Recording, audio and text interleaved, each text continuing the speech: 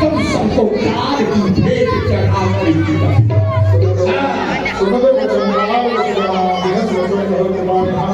सत्य सत्य सब होगाई जल बस जान दिखाओ। आपने जो भी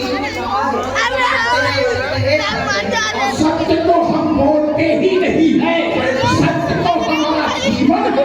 किंतु आप कथा की ही कल्पना कर रहे हो, ऐसी कल्पना कर रहे हो जो कभी सत्य ही ना हो।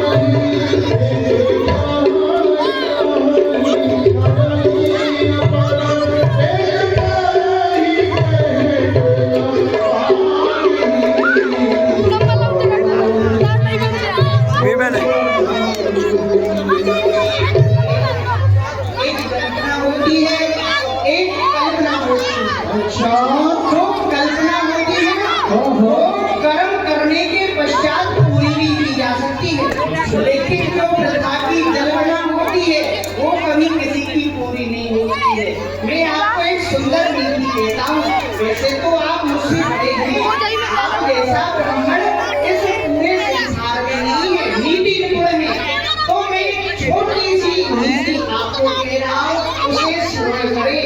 इस संसार में 3 प्रकार के मनुष्य होते हैं। एक होते हैं जो कहते हैं करते कुछ नहीं है। दूसरे होते हैं एक कहते भी हैं करके भी दिखाते हैं, और तृतीय वो है जो कहते नहीं करते ही करते हैं। ये 3 प्रकार के मनुष्य होते हैं। ऐसे ही प्रकार 3 प्रकार के वृक्ष भी होते हैं। वो कौन से होते हैं? एक वृक्ष होता है आम। हाँ, वो इस प्रकार है जिसमें फल भी आता है और फूल भी आता है। वो हो गए उस मनुष्य के समान जो कहते भी हैं और करके भी दिखाते हैं। और एक जिसमें फल ही फल आता है, फूल नहीं आता। वो हो गए उन मनुष्य के समान जो बल्कि करके दिखाते हैं। और एक वृक्ष होता है गुलाब का, जिसमें फूल ही फूल आता है, फल नहीं आता। तो वो उस मनुष्य के समान हो गए जो कहते करते नहीं है। आपको गुलाब के समान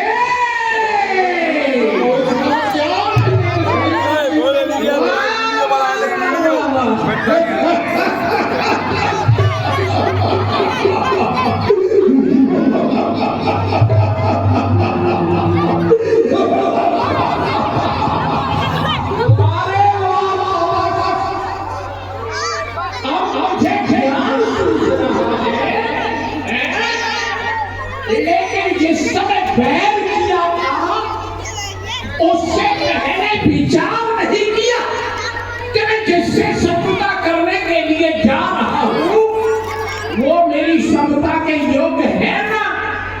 यही है।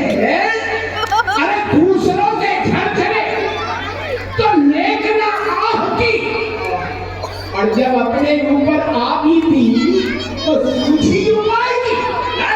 जिस समय हमारे योद्धा मर रहे थे उस समय तुम्हें ज्ञान सुझाई नहीं दे रहा था, लेकिन जब तुम्हें दिखाई दे रहा है कि आज हमारे प्राणों का निश्चित अंत हो जाएगा तो अब ज्ञान की बात आ रही है।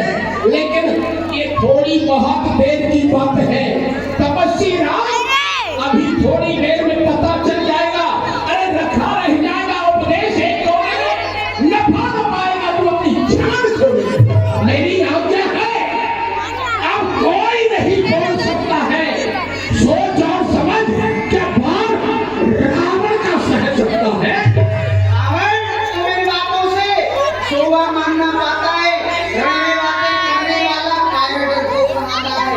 अगर आप योद्धा हो अब ममता छोड़ो प्राणों की, अब समझ जाओ वर्षा होती है रामचंद्र के बाणों की।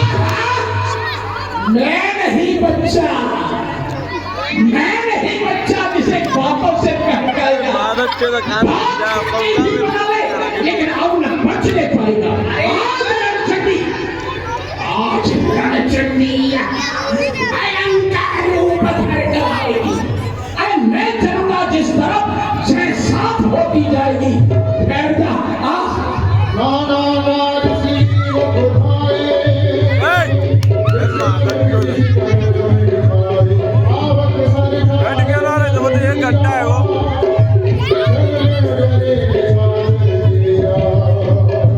नहीं मारा नहीं मारा